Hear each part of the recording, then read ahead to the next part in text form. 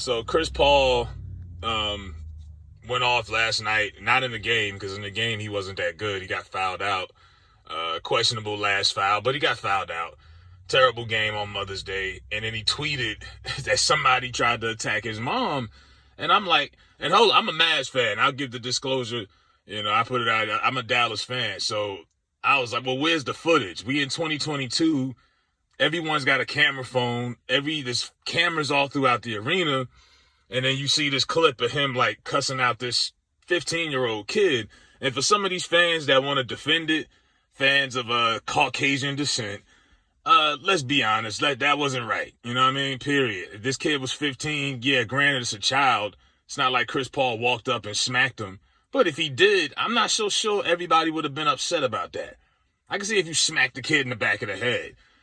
Because that's what it was worth. That's what it was worth. You know better than to put your hands on somebody's mom, let alone kids. And I think the wife said she was also bothered by it. Now, there's a lot of allegations they're putting out without footage.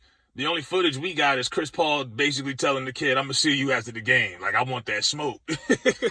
And I'm like, yo, it's Mother's Day. People are emotional. People are honoring their mothers. Me personally, I wouldn't put my mother in that environment in a crazy packed stadium with how many people was there? 50,000 fans. Half of them are drunk. I would have put her in the skybox. You got the money, Chris. Put her in the skybox. Treat her like royalty. It's Mother's Day.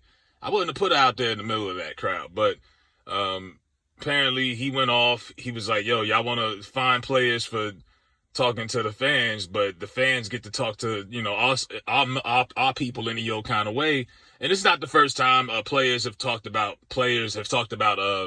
having their mothers in danger or their girlfriends. I remember Lala a couple of years ago was complaining in Dallas because fans was throwing stuff when she was going with Melo. But it is a thin line to cross. I don't mind fans being rowdy and chanting stuff, but when you go out of the way, you call somebody out their name and stuff like that, that's when it gets tricky.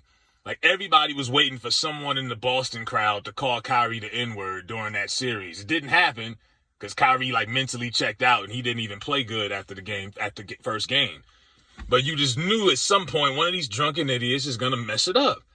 But, there's people who have this notion that if an athlete makes millions of dollars, that it's okay, that they can tolerate any kind of disrespect and anything going towards them because they make $8 million a year. Oh, he makes so much money. Who cares what we think? They shouldn't. You hold these athletes to a higher standard than you do police officers, for God's sakes. So there's no footage coming out, but I believe him when he says there was some disrespect thrown. This kid probably was nagging and saying some crazy stuff. Somebody probably told him who this people was related to. Chris was having a bad game. Fans were heckling Chris Paul because Chris Paul flops a lot, and the Mavs gave him a dose of his own medicine, and he flopped out. He got fouled out the game. So, but Chris has got a point, and isn't he like the face of the Players Association or something like that? So this has been a problem for a while now. I don't think it'll ever get as bad as Malice in the Palace, but we might see another Malice in the Palace. Maybe. There's a different breed of players. They're not as a little, these guys ain't these guys ain't around our tests, but it can happen because these players, like I say, they don't really protect the crowd from the court. It's not like in the NFL, there's security, there's barriers. You got to do a lot to even be able to get within 5 feet radius of a football player. If you go to a game in the stands, you got to go through a lot. You got to go through barriers, security. So basketball, anybody could run on the court for 5 seconds and can do something. So you really exposed out there. But yeah, Chris Paul mentally might have checked out of this series. Somebody start putting their hands on moms. Hey, I completely understand that. And don't nobody care about it's certain rules that you just throw everything out the window. You spit on me, I don't care who you are, you're going to get touched. Put your hands on somebody's moms, kids, wife. It's fair game.